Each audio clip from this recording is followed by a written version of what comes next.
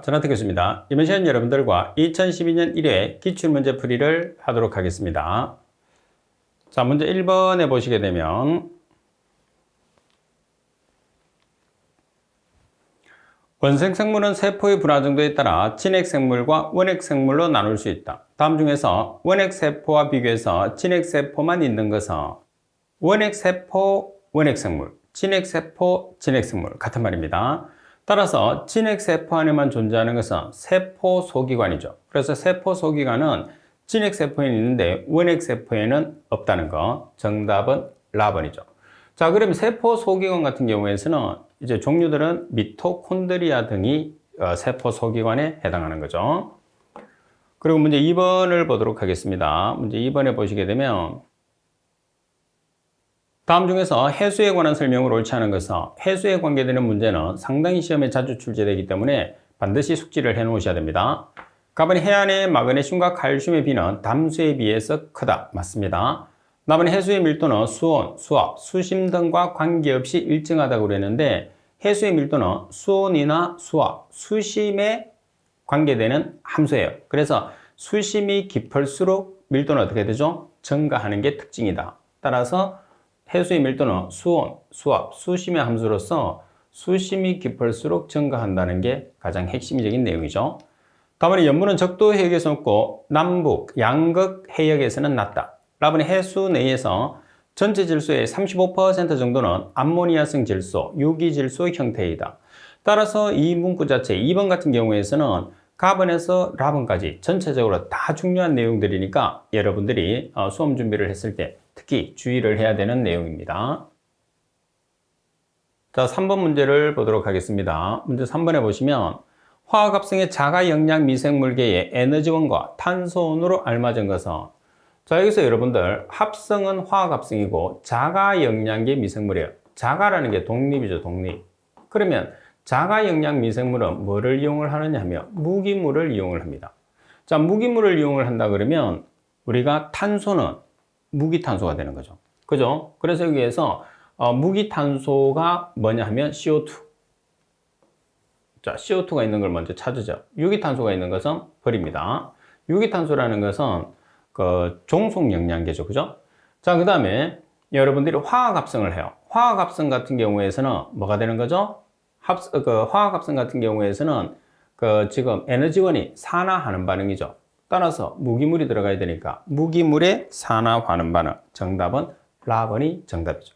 자, 꼭 기억을 하세요. 자가영양계는 독립영양계, 무기물을 이용하고 종속영양계 또는 타가영양계는 유기물을 이용을 한다는 걸 꼭 기억을 할 수 있도록 하십시오. 그리고 화학합성은 산화하는 반응, 그리고 광합성은 태양, 빛을 이용을 한다는 거. 자, 그리고 4번 문제를 보시게 되면 CaCl2, 염화 칼슘이죠. 200mg/L는 몇 mEq인가? 자, 여기서 여러분들이 mEq/L라는 것은 mg/L 나누기 1당량에 해당하는 mg이에요. 그러면 200mg/L 나누기 CaCl2의 분자량이 보시다시피 111이거든요. 그러면 칼슘이 몇 가냐면 2 플러스예요. 그럼 몇 당량짜리? 2당량짜리. 따라서 당량은 1당량에 해당하는 그람수니까 분자량 나누기 가수를 하게 되면 1당량에 해당하는 값이죠. 그래서 111mg 나누기 2를 하시게 되면 3.6 mEq/L. 당연히 따라서 이 단위는 미리노르말로도 표기를 할 수가 있습니다. 자, 그리고 문제 5번에 보시게 되면 호기성 박테리아의 이론적인 COD 나누기 TOC의 비는 여기서 COD는 산소량, TOC는 유기물 중에 있는 탄소량을 뜻합니다. 자, 박테리아에 있는 탄소의 개수가 CO2 앞에 옵니다. H의 개수가 먼저 NH3에 3개를 줘요. 그럼 몇 개가 남죠? 4개. 4개가 H 초니까 2분의 4는 2가 되는 거죠. 자, 반대로 산소 계산합니다. 2개짜리가 5개, 10개, 1개짜리가 2개, 12개입니다. 그럼 12개의 산소를 먼저 박테리아에 2개를 주게 되면 여기 몇 개 오죠? 10개. 2분의 10은 5. 따라서 반응식을 완성을 해 놓으면 산소의 값이 COD가 되니까 COD는 5 곱하기 32g이 되는 거죠. 그리고 탄소는 유기물적인 탄소 5개니까 5 곱하기 12g. 따라서 2.67이라는 값이 나오게 되는 거죠. 자, 그리고 6번에 보시게 되면 다음 중에서 조류의 경험적인 화학 분자식으로 알맞은 것은 여러분들이 외웠을 때 탄소의 개수, 수소의 개수, 그리고 산소의 개수, 질소 1개 이렇게 외웠죠. 자, 그럼 조류는 우리가 582, 그리고 박테리아는 572 이렇게 외웠죠. 따라서 582가 정답이 되니까 나번이 정답이 되는 거죠. 자, 그리고 7번 문제를 보시게 되면 초기 농도가 100mg/L인 오염물질의 반감기가 10대2, 반응 속도가 1차 반응을 따를 경우에 5일 후에 오염물질의 농도는, 자, 먼저 여러분들이 반감기가 나오면 반감기 공식을 반드시 기억을 해야 돼요. 이게 1번씩. 자, 그리고 1차 반응식이 2번씩 이렇게 기억을 해야 되거든요. 그러면 1차 반응식 또는 반감기를 통해서 상수 K를 계산을 해서 2번식에 대입을 해서 농도를 계산합니다. 그러면 반감기 ln 2분의 1은 마이너스 K 곱하기 T, 지금 반감기에서 T가 지금 며칠이 되는 거죠? 문제 조건에서 보시게 되면 반감기가 10일이라고 그랬어요. 그럼 T가 10일이 들어가는 거거든요. 따라서 K 값을 계산을 하면 K가 0.0693%D가 나왔어요. 자, 이 값을 어디에? 2번식의 K에 대입을 하죠. 자, 그 다음에 초기 농도는 100mg/L, 그리고 CT를 계산하고 T는 5일. 따라서 CT에 대한 식으로 정리를 해요. 그러면 ln을 제거하기 위해서 맞은면에 뭐를 취하면 되느냐면 EX를 취하면 되겠죠. ln의 역수가 EX입니다. 따라서 CT의 값을 계산하시게 되면 70.72mg/L가 나오죠. 자, 1차 반응식에서 상당히 시험에서 자주 출제되는 문제입니다. 그리고 8번 0.1몰 NaOH의 농도를 mg/L로 나타내면, 자, 여기서 몰이라는 게 몰/리터거든요. 몰/리터의 단위를 mg/L로 바꾸라는 뜻입니다. 그러면 1몰에 해당하는 값이 분자량이거든요. 자, NaOH 1몰은 40g이에요. 그러면 0.1몰/리터 곱하기 1몰은 분자량, 따라서 몰 없습니다. 그 다음에 g을 mg으로 고치면 되죠. 1g은 10의 3승 mg이니까 g, 따라서 mg/L로 계산하시면 4000mg/L죠. 자, 간단한 단위 환산이라고 보시면 됩니다. 자, 그리고 문제 9번에 보시게 되면 유량이 0.7m의 삼성퍼세커이고 BOD5가 3.0mg/L, DO가 9.5mg/L인 하천이 있다. 이 하천의 유량이 0.43m의 삼성퍼세커, BOD5가 25mg/L인 DO 4.0mg/L인 지류가 흘러들어오고 있으며 합쳐진 하천의 평균 유속이 15m/min, 하류 54kg 지점에 용존산소 부족량을 계산하시오 그랬어요. 온도가 20도씨 혼합수 중에 K1은 0.1%, K2는 0.2%, 포화 용존산소 농도는 9.5mg/L, 상용대수 적용. 여기서 상용대수를 적용하라는 것은 미수를 10을 사용을 하라는 뜻입니다. 그러면 우리가 산소 부족 농도를 계산을 하는데 시간이 없어요. 그래서 몇 시간 후에 산소 부족 농도를 계산을 하느냐 이렇게 나오니까 지금 여기서 길이와 속도를 이용해서 시간을 먼저 계산을 합니다. 그래서 산소 부족 농도를 계산하게 되는데, 산소 부족 농도 공식 아주 중요합니다. K1 나누기 L0, K1 곱하기 L0 나누기 K2-K1 곱하기 10의 -K1 곱하기 T 마이너스 10의 -K2 T 플러스 D0 곱하기 10의 -K2 T인데, 여기서 K1은 탈산소 계수, K2는 제법 계수, L0라는 것은 최종 BOD가 되니까 BODU가 되는 거예요. 자, 그리고 10이라는 것은 미수입니다. 미수. 그래서 미수는 상용대수를 적용하라고 그랬기 때문에 10을 사용하는 거고, D0라는 것은 초기 산소 부족 농도예요. 초기 산소 부족 농도라는 것은 포화 산소 농도에서 초기 산소 농도, 초기 하천에 녹아있는 산소 농도를 빼주시면 되는 거죠. 자, 그럼 지금 하천과 지류가 있으니까 두 개의 혼합 공식을 사용해서 각각의 값을 계산을 해요. 그럼 먼저 혼합 공식을 사용해서 BOD5를 계산을 해야지 BOD5 공식을 이용해서 우리가 뭐를 계산할 수 있죠? BODU를 계산할 수 있어요.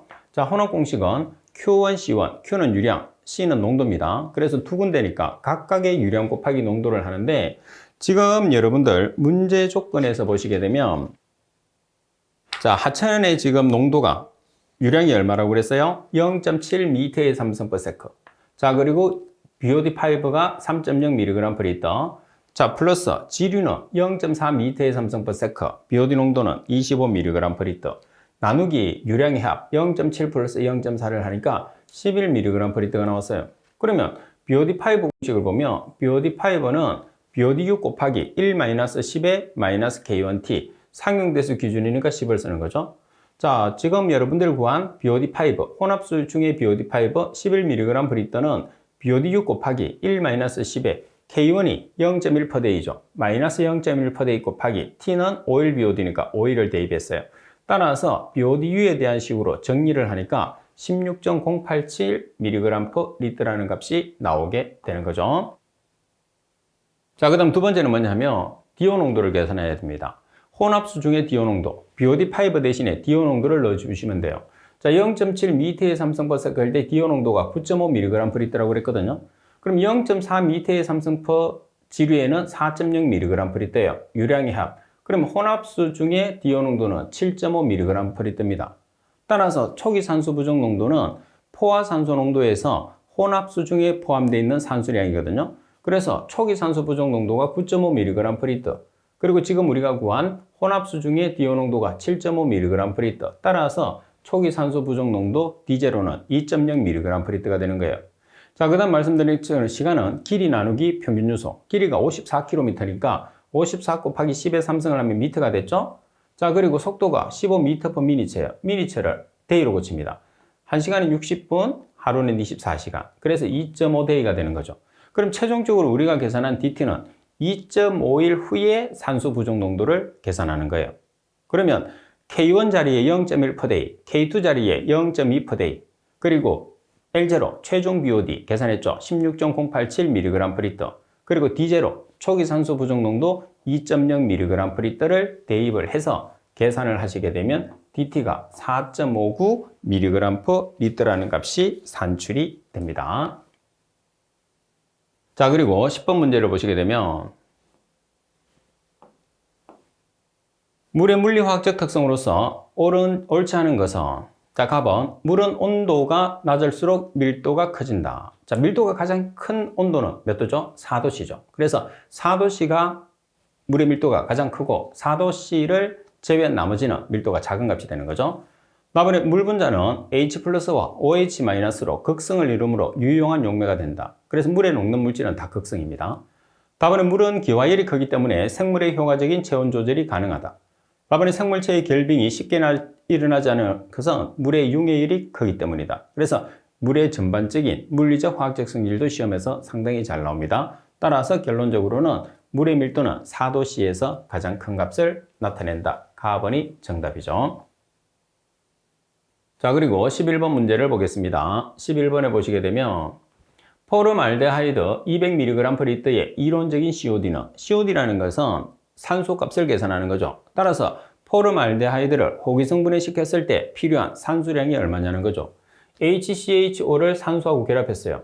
C가 산소하고 결합하면 CO2, H가 산소하고 결합하면 H2O죠. 그러면 포름알데하이드일 때 산소, 포름알데하이드의 분자량은 30입니다. 산소는 32죠. 그래서 30g일 때 32g은 포름알데하이드 200mg/L일 때 X. 따라서 대각선으로 곱해서 COD에 대한 식으로, X에 대한 식으로 정리를 하게 되면 213.33mg/L라는 산소 값이 필요합니다.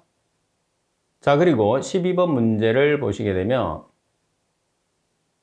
5 곱하기 10의 -5성 수산화 칼슘을 물에 용해시켰을 때 pH는 얼마인가? 수산화 칼슘에서 칼슘의 농도가 2+짜리예요. OH는 -1가짜리죠. 그래서 칼슘의 이온 2OH죠. OH는 2개니까. 따라서 수산화 칼슘의 몰 농도가 주어졌어요. 그래서 수산화 칼슘을 X몰이라고 하면 1대 1대 2니까 칼슘도 X몰, 반면에 OH-는 2X몰이 되는 거죠. 그러면 지금 주어진 5 곱하기 10의 -5승몰이 X몰이 되거든요. 그러면 OH-의 농도는 2X몰이니까 5 곱하기 10의 -5승몰이 되는 거예요.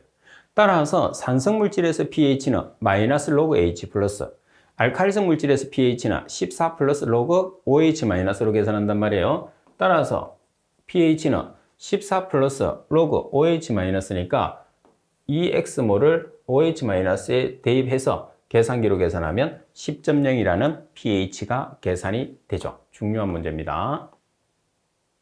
자, 그리고 13번 문제를 보겠습니다. 수온이 20도씨일 때 탈산소 계수가 0.2%, 베이스, 밑수는 10입니다. 수온 30도씨에서 탈산소 계수는 얼마냐고 그랬어요.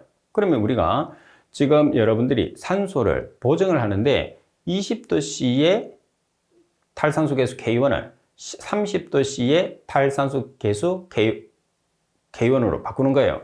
자, 그럼 보정식을 보시겠으면 자, K1T 30도씨겠죠?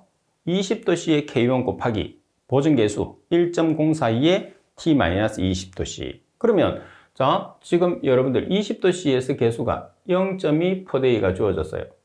보정계수 1.042 몇 도씨로 만들죠? 30도. 그래서 30-20의 성을 하시게 되면 0.3%. 계산은 계산기가 알아서 합니다. 여러분들 계산기를 꼭 써야 돼요. 자, 그리고 14번 문제를 보시게 되면 다음 설명하는 하천 모델의 종류로 가장 옳은 것은 유속, 수심, 조도 계수에서 확산 계수가 결정된다.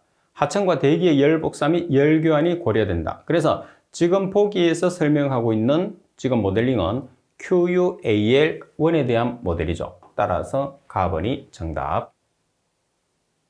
자, 그리고 15번 문제를 보겠습니다. 15번에 보시면 친수성 콜로이드의 특성에 관한 설명으로 옳지 않은 것은 콜로이드는 두 개가 있죠. 물에 잘 녹는 친수성, 물에 잘 녹지 않는 소수성입니다. 가번이 염에 대해서 큰 영향을 받지 않는다. 물에 녹기 때문에 염의 영향을 거의 받지 않습니다. 나번이 틴달 효과가 현저하고 점도는 분산매보다 작다. 틴달 효과라는 것은 뭐냐면 빛의 진로 현상을 볼 수 있는데 친수성에서는 거의 나타나지 않고 소수성에서 틴달 효과가 크게 나타나죠. 그리고 답은 다량의 염을 첨가하여 응결 침전된다. 답안의 존재 형태는 유탁 상태이다. 따라서 설명이 잘못된 것은 나번입니다. 친수성은 틴달 현상이 거의 나타나지 않아요. 자, 그리고 16번 문제를 보겠습니다. 탈산소 계수, 상용대수, 밑수가 10이죠. 0.12%인 어느 폐수의 BOD5는 200mg/L이다. 자, 이 폐수가 3일 후에 미분해 두고 남아있는 BOD는 자, 여기서 여러분들이 남아있는 BOD라는 것은 어떤 공식을 쓰는 거죠? 잔류 공식을 쓴다는 것을 꼭 기억을 해야 돼요. 그래서 3일 BOD인데 잔류 공식을 사용을 한단 말이에요. 자, 잔류 공식이라는 것은 우리가 BOD3를 계산했을 때 잔류 공식이라는 것은 BOD6 곱하기 여기서 요 값이 이렇게 돼야 되겠죠. BOD6 곱하기 10의 마이너스 K1T 이렇게 여러분들이 계산을 해 주셔야 돼요. 그런데 결과적으로 지금 문제 조건에 보시면 뭐가 안 나와 있느냐 하면 BODU가 안 나와 있어요. 그래서 BODU를 이용을 해서 우리가 뭐를 계산을 해야 돼요? BODU를 계산을 해서 일단 이제 BOD5를 이용해서 BODU를 계산을 해야 돼요. 그래야지 BOD3에 우리가 대입을 할 수가 있습니다. 자, 그럼 먼저 여러분들 BOD5의 이제 값이 주어졌으니까 BOD5를 이용을 해서 BODU를 계산할 거예요. 그러면 BOD5는 BODU 곱하기 1-10의 -K1T입니다. 이 값은 소모 공식을 씁니다.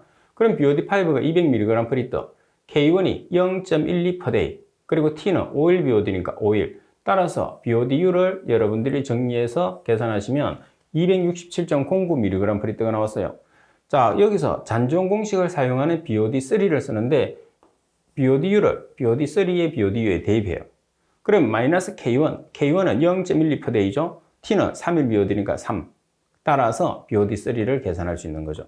그래서 이 문제에서는 BOD3를 계산을 하는데 잔존 공식을 남아있는 BOD니까 잔존 공식을 써야 된다는 게 첫 번째. 그 다음에 BODU가 없으니까 BOD5를 이용해서 BODU를 계산해서 BOD3에 대입을 해야 된다는 게 이 문제의 핵심이다. 이렇게 보시면 되겠죠. 자, 그리고 17번 문제를 보겠습니다. 유량이 10,000m의 삼성포대인 폐수를 BOD 4mg/L, 유량이 400만 m의 삼성포대인 하천에 방류하였다. 방류한 폐수가 하천수와 함께 혼합되어졌을 때 하천의 BOD가 1mg/L 높아졌다면 하천에 가해지는 폐수의 BOD 부하량은 여기서 BOD 부하량이라는 것은 뭐냐면 BOD의 총량을 계산하는 소리죠. BOD 총량은 그러면 BOD 농도 곱하기 유량을 하게 되는 거죠. 이제 그 폐수량이 되는 거죠. 자, 그럼 혼합 공식을 사용해서 폐수의 농도를 먼저 계산을 해요. 자, 지금 여러분들 혼합 지점에서 보면 혼합 지점에서 하천 BOD의 1mg/L가 높아졌다고 그랬어요. 그러면 하천의 BOD가 지금 얼마가 되는 거죠? 하천의 BOD가 4mg/L, BOD 4mg/L, 유량이 400만 미터의 삼성포대의 하천이니까 그러면 4mg/L보다 1mg/L가 상승하니까 혼합 지점에서의 BOD 농도는 5mg/L가 되는 거예요. 자, 그럼 하천의 유량 400만 미터의 삼성포대 곱하기 BOD 농도 4mg/L 플러스 폐수의 유량 10,000 미터의 삼성포대 곱하기 농도는 미지수 우리가 계산해야 되니까 나누기 유량의 합 400만 플러스 10,000. 자, 따라서 C2에 대한 식으로 정리를 하면 C2는 405mg/L가 됐어요. 그러면 여기서 우리가 BOD의 폐수에 대한 BOD 총량을 계산하니까 폐수의 유량이 10,000 미터의 삼성포대예요. 그리고 폐수의 BOD 농도가 405mg/L야. 그러면 여기에서 mg/L을 kg/m의 삼성으로 환산하기 위해서 얼마를 곱해주죠? 10의 마이너스 3성. 따라서 405mg/L는 0.405 kg/m의 삼성이에요. 여기다가 폐수량 10,000 미터의 삼성 per day를 곱하시면 우리가 계산하는 폐수의 BOD 총량은 4050 kg/day라는 값으로 산출을 할 수가 있는 거죠. 자, 그리고 18번 문제를 보시게 되면 위플의 하천 상태 변화에 따라 사지대 구분 중에서 분해지대에 관한 설명으로 옳지 않은 것은 분해지대는 가장 첫 단계죠. 오염에 잘 견디는 곰팡이류가 심하게 번식한다. 맞습니다. 답은 여름철 온도에서 DO 포화도는 45% 정도에 해당한다. DO는 용존산소. 답은 탄산가스가 줄고 CO2입니다. 암모니아성 질소 NH3가 증가한다. 탄산가스 CO2는 증가하고 줄어드는 것은 뭐죠? DO죠, DO. 암모니아성 질소가 증가하는 단계는 활발한 분해지대입니다. 답은 유기물 혹은 오염물을 운반하는 하수구의 방출 지점과 가까운 하류에 위치한다. 따라서 답은이 정답입니다. 잘못된 설명이죠. 자, 그리고 19번 문제 보시게 되면 마그네슘 경도가 200mg/L as CaCO3를 마그네슘 농도로 환산하면 얼마인가? 그러면 경도를 구하는데 마그네슘 한 개만 나와 있어요. 자, 경도 구하는 식은 경도 나누기 50g은 마그네슘의 농도 나누기 마그네슘 일당량에 해당하는 그람수. 그럼 50이라는 것은 뭐냐면 경도의 기준 물질이 탄산칼슘이죠. 탄산칼슘은 2당량짜리인데 분자량이 100이에요. 그럼 1당량에 해당하는 그람수는 50g. 따라서 50g은 탄산칼슘 1당량입니다. 마그네슘의 원자량이 24, 이가니까 2로 나눠주면 12, 12g은 마그네슘 1당량에 해당하는 그람수예요. 근데 지금 문제 조건에서 경도가 200mg/L로 주어졌어요. 자, 200을 대입했죠? 그래서 마그네슘에 대한 식으로 정리해서 계산하시면 48mg/L라는 마그네슘의 농도가 나오죠. 그래서 보통 경도를 계산하는 경우가 많은데 경도도 계산할 수 있고 지금처럼 농도도 계산할 수가 있습니다. 자, 그리고 20번 문제를 보시게 되면 적조 발생 지역과 과장 거리가 먼 것은 답안의 정체 수요. 맞습니다. 답안의 질소인 등의 영양 염료가 풍부한 수요. 맞죠? 답안의 어웰링이 현상이 있는 지역, 이제 용성 현상이죠. 답은 갈수기 수온, 염분이 급격히 높아진 수요. 그래서 갈수기가 아니고 홍수시. 그리고 염분이 급격히 높아진 게 아니고 염분이 감소돼야 되겠죠. 따라서 적조 발생과 관계없는 것은 라번이 정답입니다. 자, 그리고 21번 문제를 보시게 되면 유량이 5000m의 삼성포대이고 BOD와 SS 및 NH3N의 농도가 20, 25, 23mg/L인 유출수에 질소를 제거하기 위해서 파괴천 염소 주입 공정이 이용될 때 1일 염소 투입량은 단 투입 염소 대 처리된 암모니아성 질소의 질량비는 9대1, 최종 유출수의 NH3N 농도는 1.0mg/L로 한다고 그랬어요. 그럼 먼저 NH3N의 제거량을 계산합니다. NH3N을 보시게 되면 지금 폐수 중에 얼마만큼 포함되어 있느냐 하면 유출수 중에서 지금 여러분들 NH3N의 농도가 23mg/L예요. 그죠? 자, 그 다음에 최종 유출수의 NH3N의 농도가 얼마냐면 1.0mg/L죠. 최종 유출수의 1.0의 농도가 있으니까 우리가 제거해야 되는 양은 23-1이 되는 거죠. 자, 그리고 kg/m의 삼성으로 환산하기 위해서 10의 마이너스 3성을 곱하면 mg/L가 kg/m의 삼성이 되겠죠. 여기서 유량 5000m의 삼성 per day를 곱하시게 되면 제거해야 되는 NH3 양을 kg/day로 계산할 수 있는 총량이 됐어요. 그러면 염소 투입량은 염소 투입량은 지금 NH3 제거량의 얼마? 9대 1이라고 그랬어요. 그래서 염소 투입량이 얼마가 되느냐 하면 암모니아성 질소 1일 때 염소는 9가 되는 거예요. 따라서 암모니아 제거량 곱하기 9를 하시게 되면 9대 1이니까 9를 하시게 되면 필요한 염소 투입량은 990kg/day라는 값이 나오게 되는 거죠. 자, 그리고 22번 문제를 보겠습니다. 총 처리 수량이 5만 미터의 삼성/day, 여과 속도는 180m/day, 정방형 급속 여과지 한지의 크기는 병렬 처리 기준이며 동일한 여과지 수는 8지, 예비지는 고려하지 않는다. 정방형이라는 것은 정사각형입니다.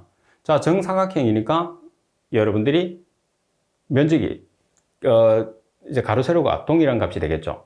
그럼 유량이라는 것은 면적 곱하기 유속이에요. 우리가 지금 계산하는 게 면적이니까 면적은 유량 나누기 속도죠. 자, 지금 유량이 얼마예요? 5만 미터의 삼성/day예요. 속도가 180m/day예요. 근데 지금 문제 조건에서 보면 여과지 수가 몇 개냐 하면 8지라고 되어 있어요. 그래서 유량 5만 미터의 삼성/day 나누기 유속 180m/day, 그 유속 자리에 여과지 수를 곱하면 돼요. 아니면 지금처럼 8분의 1을 하든지 180m/day 옆에 8을 곱하시면 됩니다. 따라서 면적은 34.72제곱미터죠. 그러면 여러분들이 제곱을 없애면 루트를 씌우면 되니까 34.72제곱미터에 루트를 씌우세요. 루트를 씌우시게 되면 값이 나와요. 따라서 지금 보기와 동일한 값을 여러분들이 정답을 찾으시면 되고, 아니면은 여러분들 가로 세로에 있는 이 값을 하나씩 다 곱해보면 다 곱해서 지금 34.72와 비슷한 값이 나오는 것을 정답으로 찾으시면 되고, 아니면 루트를 씌워서 이 중에 한 개의 값이 나오는 걸 찾아주시면 돼요. 자, 그리고 23번 문제를 보겠습니다. 선로질량이 300m의 삼성/day로 유입되는 소화조의 고형물, 여기서 VS는 유기물입니다. 분해가 되는 부하율이 5kg/m의 삼성/day이다. 선로지의 고형물 함량은 4%, TS, 우리가 고형물 중에서 VS, 유기물의 함유율이 70%일 때 소화조의 용적은, 소화는 유기물만 소화가 되는 거죠. 자, 따라서 소화조의 고형물의 부하율이 지금 문제 조건에서 주어졌어요. 5kg/m의 삼성/day입니다. 그래서 kg/day라는 것은 우리가 고형물의 양, 미터의 삼성이라는 것은 체적입니다. 따라서 5kg/m의 삼성/day는 지금 문제 조건에서 선로질량이 얼마냐 하면 300m의 삼성/day예요. 자, 300m의 삼성/day이고 이 중에서 VS가 지금 VS가 얼마냐 하면 선로질 중에 고형물이 4%고 VS가 70%예요. 그래서 자, 선로질 중에서 고형물이 4%, 0.04. 고형물 중에서 분해할 수 있는, 소화될 수 있는 유기물이 7%, 70%. 그래서 0.7. 자, 그리고 지금 여기서 미터의 삼성을 킬로그램으로 환산하기 위해서 뭐를 곱했느냐? 비중량을 곱했어요. 자, 여러분들 비중량, 다시 말해서 킬로그램 미터의 삼성으로 고칠 때 비중은 그램 센치의 삼성이라고 생각하시면 돼요. 얼마냐 하면 10의 삼성이죠. 따라서 비중이 1이면 비중량은 1000kg 미터의 삼성입니다. 나누기 V. 따라서 V에 대한 식으로 정리를 해서 계산하시면 1680m의 삼성이라는 값이 나오게 됩니다. 자, 그리고 24번 문제를 보시게 되면, 자, BOD5의 농도가 2000mg/L이고 1일 폐수 배출량이 1000m의 삼성인 산업 폐수를 BOD5의 오염 부하량이 500kg/day로 될 때까지 감소시키기 위해서 필요한 BOD5의 제거율을 계산하시고 그래서요. 그럼 우리가 제거율은 1 유입수의 BOD분의 유출수의 BOD 곱하기 100이거든요. 근데 지금 보시게 되면 유출수가 kg/day라는 총량으로 되어 있어요. 그럼 유입수의 값을 총량으로 바꾸면 되겠죠. 자, 2000mg/L을 kg/m의 삼성으로 고쳐야 돼요. 얼마를 곱해서? 10의 -3성을 곱해서. 그럼 2000mg/L은 2kg/m의 삼성이거든요. 이 값에 1일 폐수 발생량 1000m의 삼성/day로 곱하시면 돼요. 그래서 1 유출수의 BOD 총량이 500kg/day입니다. 나누기 유입수의 BOD 총량은 2kg/m의 삼성 곱하기 1000m의 삼성/day. 그러면 미터의 삼성 없어지고 kg/day, 분자 분모의 단위가 동일하죠. 항상 분자 분모의 단위가 동일해야 됩니다. 따라서 계산하시면 효율은 75%가 됩니다. 자, 그리고 25번. 가스 상태의 염소가 물에 들어가면 가수분해와 이온화 반응이 일어나서 살균력을 나타낸다. 이때 살균력이 가장 높은 pH 영역은 일반적으로 우리가 pH 염소 소독을 했을 때 Cl2가 물에 들어가거든요. 자, 그러면 HOCl, H 플러스 Cl 마이너스가 되면서 여기에 HOCl이 만들어졌을 때 살균력이 가장 강해요. 그럼 이 HOCl은 pH가 낮을 때 발생하거든요. 여기서 낮다는 것은 pH 7보다 작을 때. 그러면 산성 영역이죠. 산성 영역에서 염소 소독 시에 발생되는 살균제 HOCl이 가장 많이 만들어지죠. 그래서 가장 강력한 살균제가 HOCl이니까 되도록이면 HOCl이 많이 만들어지는 영역을 찾으시면 되겠죠. 따라서 산성 영역이 정답이 되는 거죠. 자, 그리고 26번 문제를 보시게 되면 고형물의 농도가 10g/L인 슬러지를 하루 480m의 삼성의 비율로 농축 처리하기 위해서 필요한 연속식 슬러지의 농축조의 표면적은 농축조의 고형물의 부하는 4kg/제곱미터/hr. 문제 조건에서 단위가 3개로 나와 있는 문구가 있으면 그 문구를 기준으로 해서 문제를 풀어주시면 돼요. 그러면 지금 여기서 kg/h라는 것은 총량, 다시 말해서 10g/L와 480m의 삼성포대를 곱하시면 돼요. 나누기 제곱미터, 면적이죠. 표면적. 그래서 표면적을 계산하니까 4kg/제곱미터/hr. 자, 그리고 여러분들 g/L는 kg/m의 삼성과 동일해요. 그래서 10g/L, 10kg/m의 삼성 같은 말입니다. 그리고 슬러지량 480m의 삼성포대. 자, 지금 고형물의 부하는 hour, 슬러지량은 day니까 day를 hour로 환산하기 위해서 하루는 24시간을 보정해 줬어요. 나누기 제곱미터는 면적이죠. 표면적. 따라서 표면적에 대한 식으로 정리하시면 얼마가 되느냐면 50제곱미터라는 값이 산출이 되는 거죠. 그래서 여기서는 g/L와 kg/m의 삼성이 동일한 단위라는 것을 알고 계셔야 됩니다. 자, 그리고 27번 문제를 보시면 MLSS가 2800mg/L인 활성 슬러지 공법의 폭기조의 부피가 1600m의 삼성이다. 매일 40m의 삼성의 폐슬러지 농도 0.8%를 혐기성 소화조로 보내서 처리했을 때 슬러지의 체류 시간은, 자, 우리가 슬러지의 체류 시간이 미생물의 체류 시간이잖아요. 미생물의 체류 시간 SRT는 살아있는 미생물 나누기 죽은 미생물. 살아있는 미생물은 MLSS, 죽은 미생물은 SSW. MLSS하고 한 쌍은 V, SSW와 한 쌍은 QW. 그래서 SRT는 MLSSV 나누기 QWSSW가 되는 거죠. 그러면 MLSS가 지금 얼마냐면 2800mg/L. kg/m의 삼성으로 환산하기 위해서는 10의 마이너스 3성을 곱해주면 된다고 그랬죠. 그래서 2800mg/L는 2.8kg/m의 삼성. 자, 그리고 부피는 1600m입니다. 미터의 삼성입니다. 나누기 지금 QW가 지금 SSW부터 SSW가 0.8%예요. 퍼센트를 kg/m의 삼성으로 환산하기 위해서 얼마를 곱하느냐? 10을 곱해요. 그럼 0.8%는 8kg/m의 삼성입니다. 지금 나와 있는 제가 말씀드리는 또는 표기되어 있는 교재에 표기되어 있는 단위는 반드시 여러분들이 암기를 해 주셔야 돼요. 자, 그리고 QW는 40m의 삼성 per day.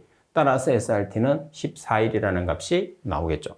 항상 계산하는 문제는 단위 환산이 선행돼야지 여러분들이 문제를 풀 수 있다는 것을 꼭 숙지하도록 하십시오. 팁에 설명이 다 되어 있으니까 꼭 정리를 한 번씩 해 놓으셔야 돼요. 자, 그리고 28번 문제를 보시면 인구가 45,000명인 도시의 폐수를 처리하기 위해서 처리장을 설계하였다.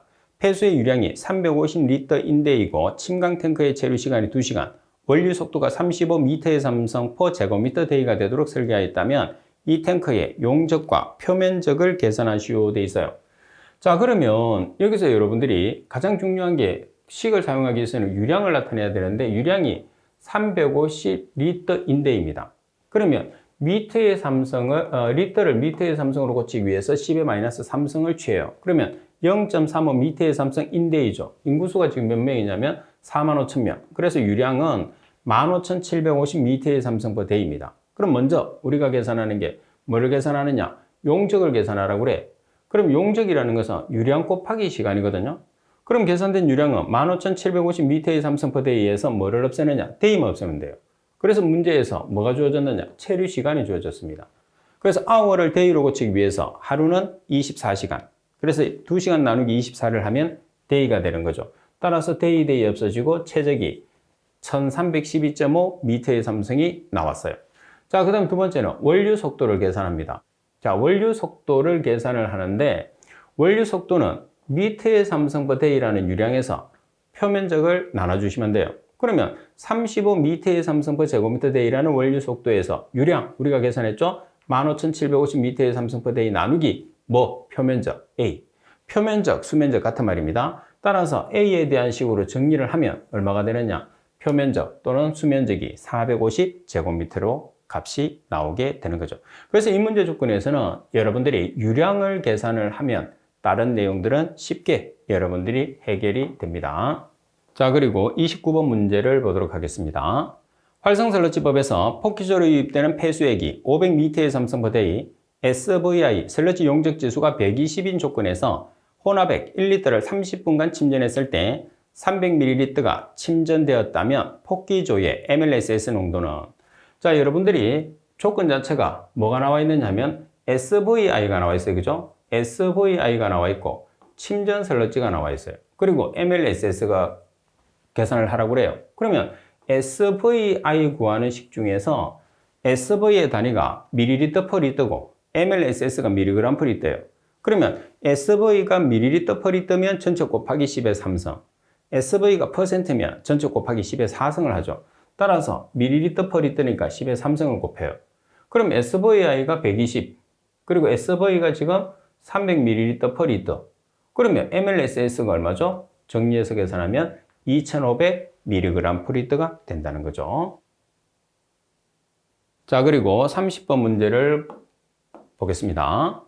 다음에 생물학적 인미 질소 제거 공정 중에서 질소 제거를 주목적으로 개발한 공법으로 가장 적절한 것은, 자, 질소만을 제거하는 공법은 4단계 바덴포, 인만 제거하는 공법은 AO 공법, 포스트리 공법, 나머지는 질소와 인을 동시에 제거할 수 있죠.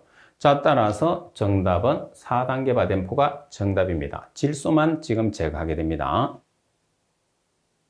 자, 그리고 31번 문제.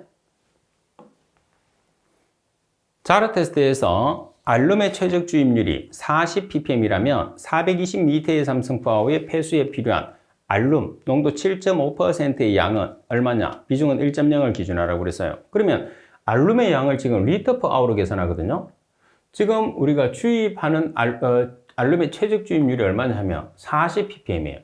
그래서 40ppm 곱하기 지금 폐수량이 얼마냐면 420m의 삼성 per hour. 그러면 미터의 삼성을 리터로 환산하기 위해서 10의 삼성을 곱해줬어요. 그럼 문제에서 ppm이 없어져야 되겠죠. 그래서 7.5%, 알룸의 농도가 7.5%예요. 자, 퍼센트를 여러분들 ppm으로 전환하기 위해서 얼마를 곱하나요? 10의 4성. ppm을 퍼센트로 전환했을 때는 10의 마이너스 4성. 그러면 7.5 곱하기 10의 4성 ppm이 되니까 ppm 없어지고 뭐가 나왔죠? 리터 per hour라는 224 리터 per hour가 나오게 되는 거죠. 자, 그리고 32번 문제를 보겠습니다. 침전지를 설계하고자 한다. 침전 시간은 2시간, 표면 부하율은 30m의 삼성 per 제곱미터 데이이며 폭과 길이의 비는 1대5로 하고 폭을 10m로 하였을 때 침전지의 용량은, 자, 표면 부하율이 지금 30m의 삼성 per 제곱미터 데이예요. 그러면 미터의 삼성 per 데이가 유량입니다. 제곱미터가 표면적이거든요. 그러면 여기서 여러분들이 유량이 없으면 최적 곱하기 시간이죠. 최적 곱하기 시간을 하게 되면 뭐가 되느냐 하면 최적 나누기 시간을 하면 유량이 되는 거죠. 만약에 유량이 있는데 최적을 계산하려면 유량 곱하기 시간을 하면 최적을 계산하려고 하면 유량을 계산하려고 하면 최적 나누기 시간이 되는 거예요. 그래서 지금 문제 조건에서 폭과 길이의 비가 1대5라고 그랬어요. 근데 문제 조건에서 폭이 10m라고 그랬거든요. 폭이 10m면 길이는 1대5니까 50m가 되는 거예요. 그럼 면적은 W 곱하기 L이니까 표면적은 W 곱하기 L이거든요. 그럼 표면적이 500제곱미터가 됐어요. 그럼 표면적 부하율을 구하는 공식에서 여러분들 문제 조건에 보시면 최적을 계산하잖아요. 용량이 최적 V니까. 자, 용량 곱하기. 자, 시간이 지금 몇 시간이냐 하면 2시간. 침전 시간이 2시간이에요. 데이로 고치기 위해서는 하루는 24시간이니까 2시간 나누기 24를 하면 데이가 되고, 그리고 나누기. 지금 우리가 계산한 표면적 500제곱미터. 그리고 표면적 부하율은 30m의 삼성 per 제곱미터 데이가 됐거든요. 그래서 이 식에서 여러분들이 V에 대한 식으로 정리를 해요. V에 대한 식으로 정리를 하게 되면 1250m의 삼성이라는 값이 나오겠죠. 그래서 우리가 표면적 부하율에서 최적 V를 계산을 해야 되는데 최적 V가 없어요. 그래서 표면적 부하율에서 유량을 최적으로 바꿔요. 그럼 최적 나누기 시간을 하면 유량이 되니까.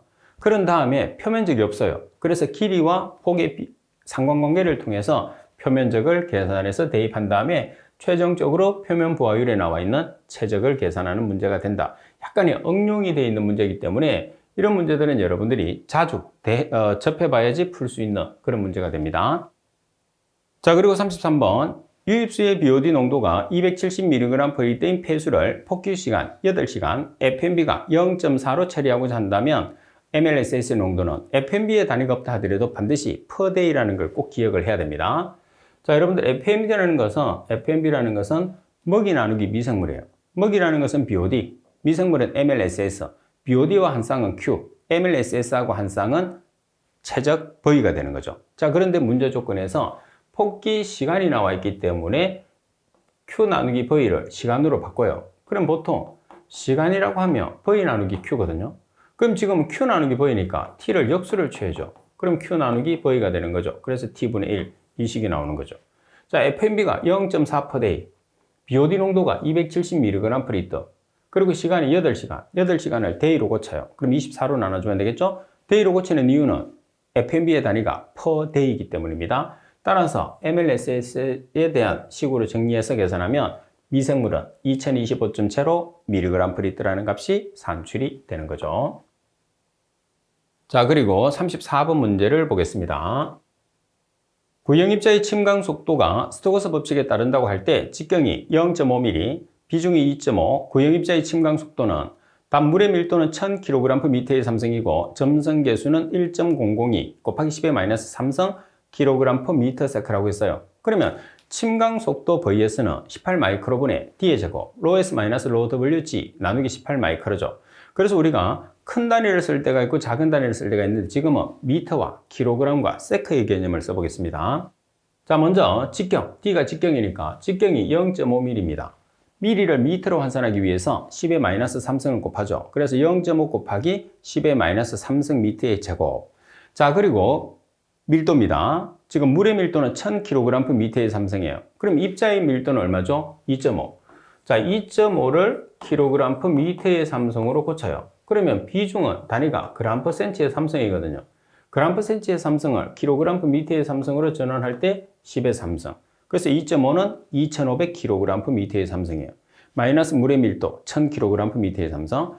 그리고 G는 주어지지 않습니다. 반드시 우리가 숙지해야 되겠죠. 중력 가속도는 9.8m/s의 제곱 나누기 18 마이크로, 마이크로는 점성 계수예요. 점성 계수는 1.002 곱하기 10의 마이너스 3성 kg/ms로 주어졌죠. 따라서 VS를 계산하면 0.20m/s라는 값이 나오게 되는 거죠. 항상 계산하는 문제는 여러분들이 단위를 수정을 해서 단위를 여러분들이 반드시 보정을 해야지 문제가 풀립니다.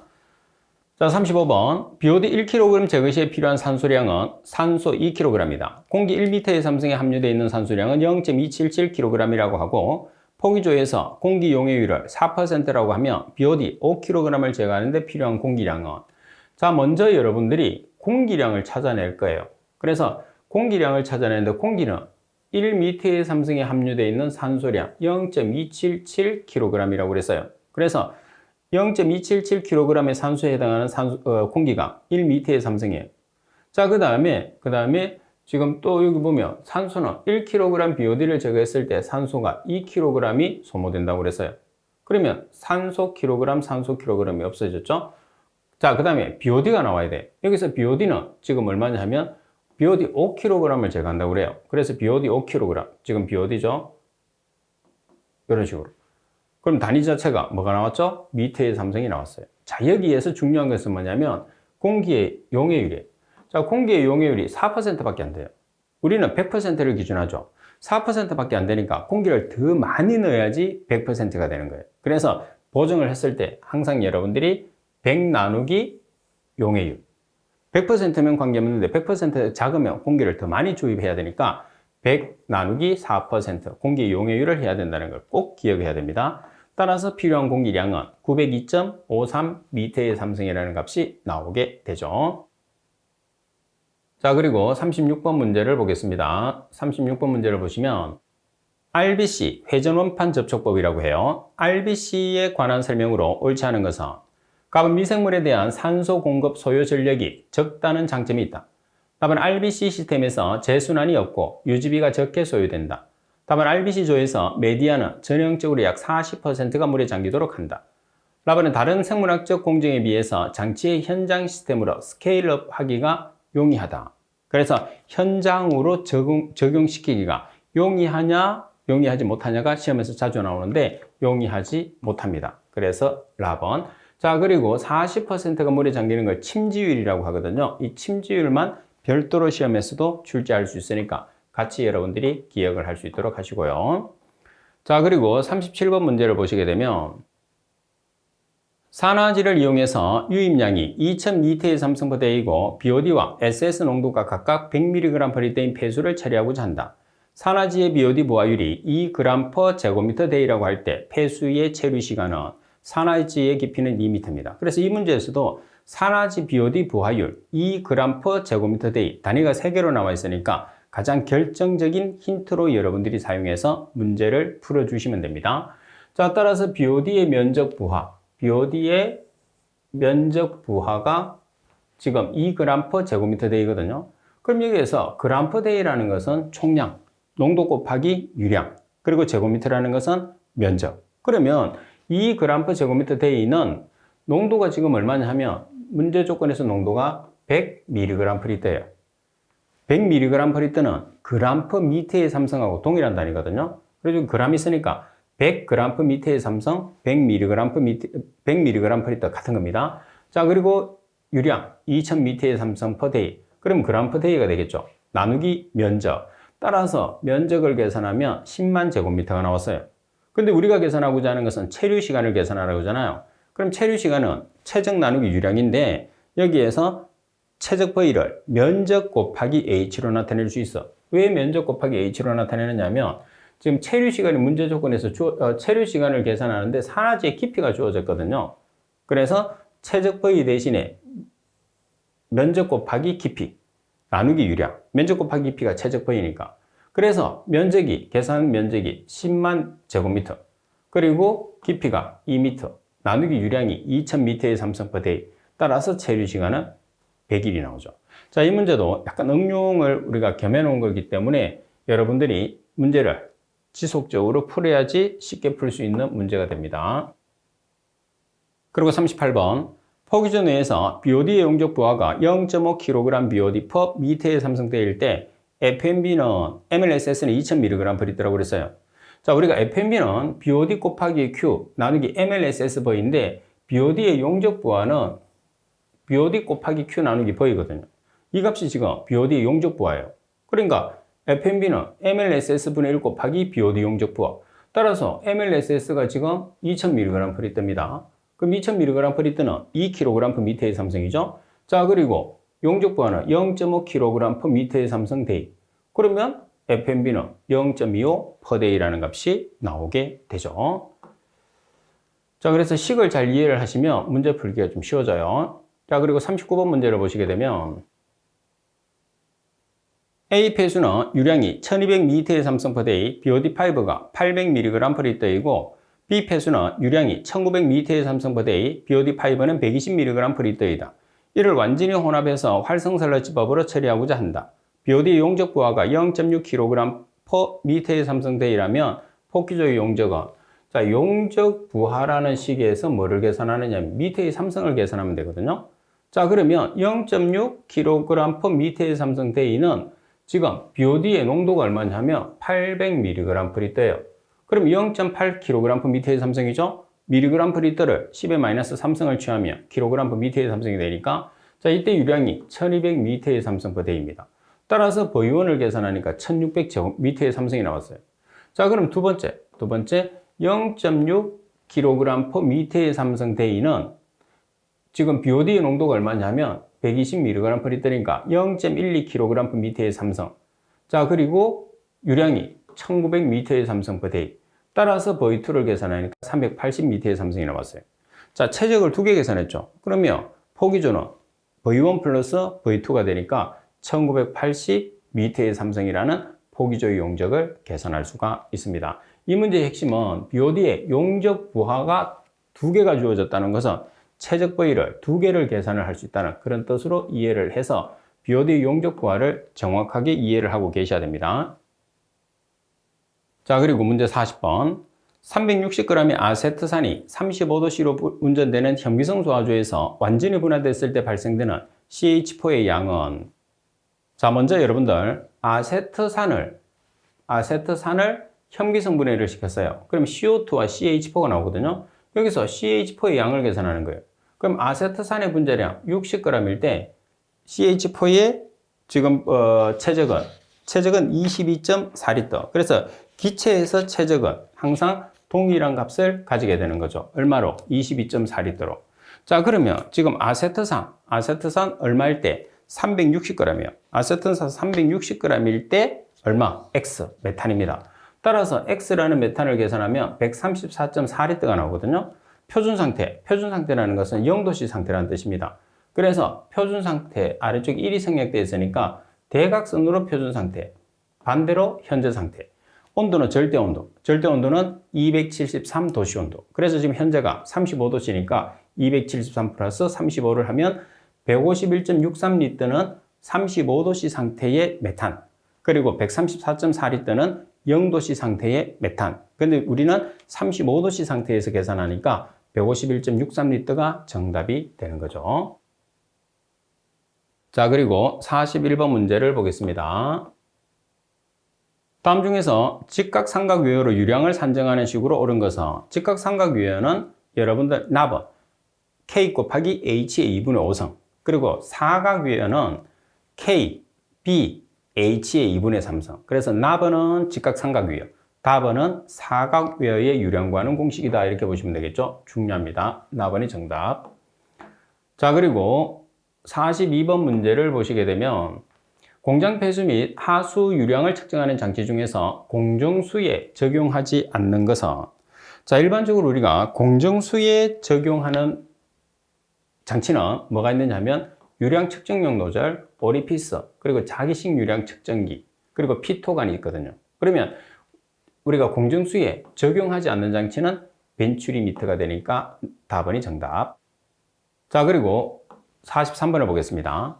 다음은 총대장균군 망력압법에 관한 내용이다. 갈로 안에 알맞은 것은, 물속에 존재하는 총대장균군을 측정하기 위해서 패트리 접시에 배지를 올려놓은 다음에 배양 후에 갈로 계통의 집락을 계수하는 방법이다. 자, 여기서는 여러분들 총대장균군은 적색계통, 분홍성 대장균군은 청색계통. 그래서 적색계통이니까 가번이 정답이 되는 거예요. 자, 그리고 여러 가지가 아니고 금속성 광택입니다. 금속성 광택.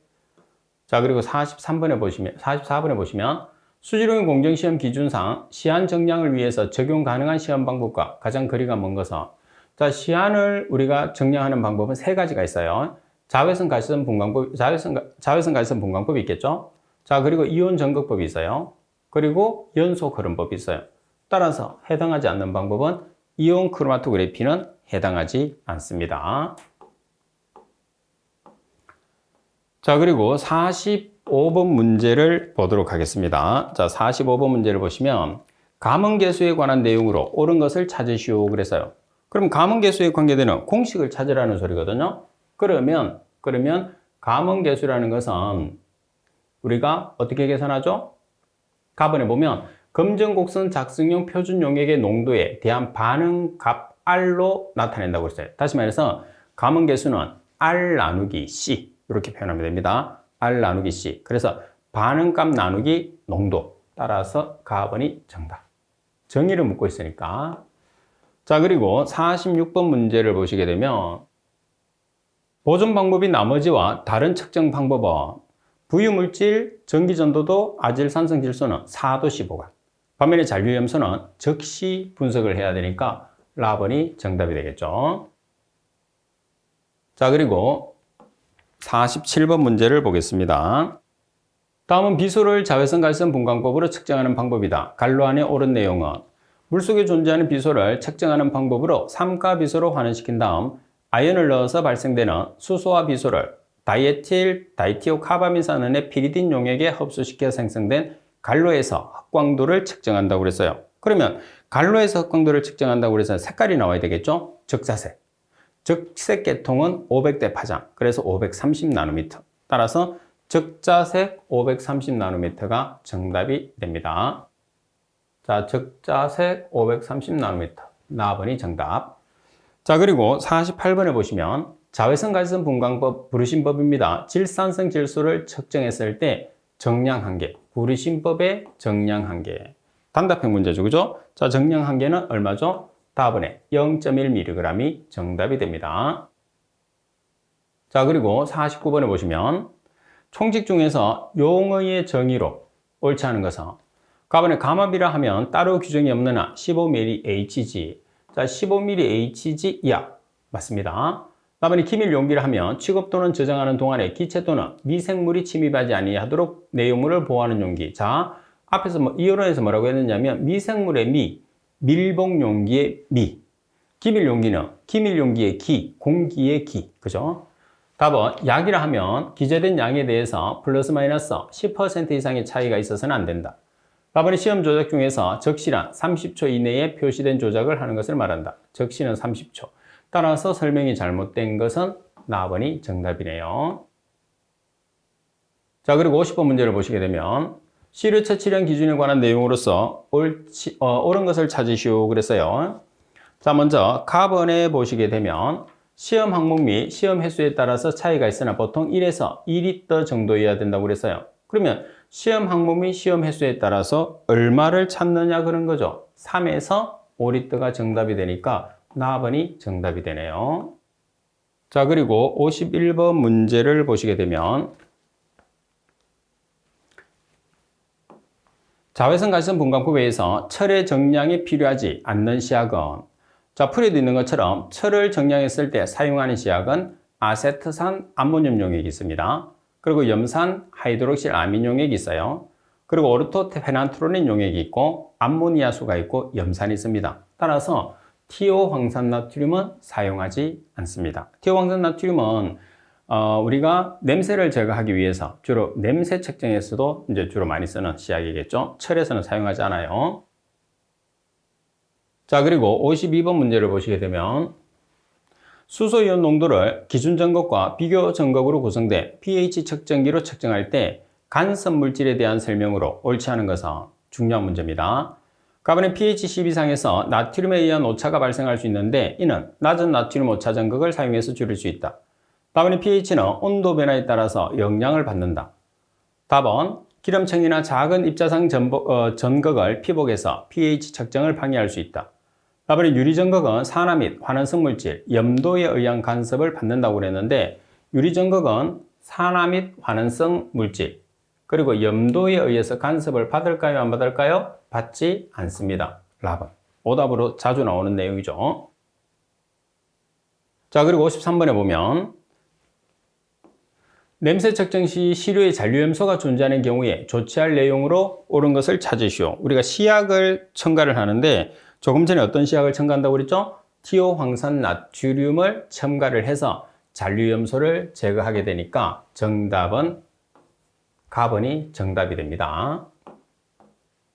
자, 그리고 54번 문제를 보시면 다음은 공장 폐수 및 하수 유량 측정 방법 중에서 최대 유량이 1m의 삼성 범위 1점 미만인 경우에 용기 사용에 관한 설명이다. 갈로에 옳은 내용은 자, 용기는 용량이 100에서 200리터인 것을 사용하여 유수는 흐르는 물입니다. 유수를 채우는데 요하는 시간을 스토이치로 잰다. 용기에 물을 받아서 넣는 시간을 갈로가 되도록 하는데 몇 초 이상? 20초 이상이 되니까 4번이 정답이 되겠죠. 자, 그리고 55번 문제. 총칙 중에서 온도 표시에 관한 설명으로 옳지 않은 것은 답은 찬 곳은 따로 규정이 없는 한 0에서 15도씨의 곳을 뜻한다. 맞습니다. 답은 냉수는 15도씨 이하를 말한다. 맞죠? 답은 온수는 60에서 70도씨를 말한다. 맞습니다. 답은 시험은 따로 규정이 없는 한 실온에서 조작한다고 그랬어요. 자, 실험은 실온이 아니고 상온. 상온은 몇 도죠? 15에서 25도씨를 상온이라고 해요. 따라서 설명이 잘못된 것은 라번이 되겠죠. 자, 그리고 56번 문제를 보겠습니다. 냄새 항목을 측정하기 위한 시료의 최대 보존 기간은, 자, 냄새는 6시간이 최대 보존 기간이 되니까 답은이 정답이 되겠죠. 자, 그리고 57번을 보겠습니다. 현장에서 측정해야 되는 수온의 측정 기준으로 옳은 것을 찾으시오 그랬어요. 자, 수온을 측정했을 때는 몇 분 간격으로? 30분 간격으로. 자, 그리고 횟수는 2회입니다. 따라서 30분 간격으로 2회가 되니까 가번이 정답이 되겠죠. 자, 그리고 58번 문제를 보겠습니다. 적외선 가시선 분광법에서 자외선 가시선 분광법이죠. 자, 여기서 오타가 났네요. 자, 자외선 가시선 분광법입니다. 자외선 가시선 분광법에서 흑광도 값이 1이란 무엇을 의미하느냐고 그랬어요. 그럼 여기에서 흑광도의 값을 먼저 계산을 해야 돼. 흑광도 A는 로그 2가 %분의 1이거든요. 그럼 지금 흑광도가 얼마라고 그랬느냐 하면 1이라고 그랬어요. 따라서 1은 로그 2가 %분의 1. 로그를 없애기 위해서 맞은변에 10의 x를 취해주면 되거든요. 그래서 2가 %는 0.1이 나왔어요. 그래서 이 말은 뭐를 뜻하는 거냐 하면 입사광의 강도 90%의 빛이 액청에 의해서 흡수된다. 그러니까 90%가 흡수된다는 뜻이에요. 왜? 10%가 2가 된다고 그랬으니까. 그래서 문제 조건에서 2가 된다는 말이 있으면 10%가 2가 된다. 흡수된 말이 있으면 90%가 흡수된다. 이 값은 2가 %거든요. 2가 유리해요. 근데 지금 문제 조건에서는 2가 %가 없어. 흡수 %가 있거든요. 그래서 흡수 %는 2가 %의 반대가 되니까 입사광의 90%의 빛이 X층에 흡수된다. 이게 정답이 되는 거죠. 자, 그리고 59번 문제를 보겠습니다.